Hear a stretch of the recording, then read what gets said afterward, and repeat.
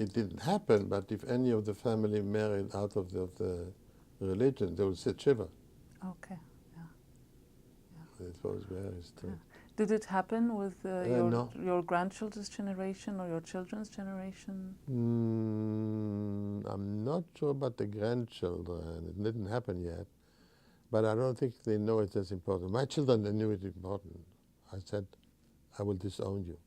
After the Holocaust, to come and destroy Jewish continuity, after what you read in history, what Jews suffered, in the Inquisition and the Second World War and all the pogroms, it's more a gut feeling, it's not rational. There's nothing more important than being Jewish. You have to be Jewish.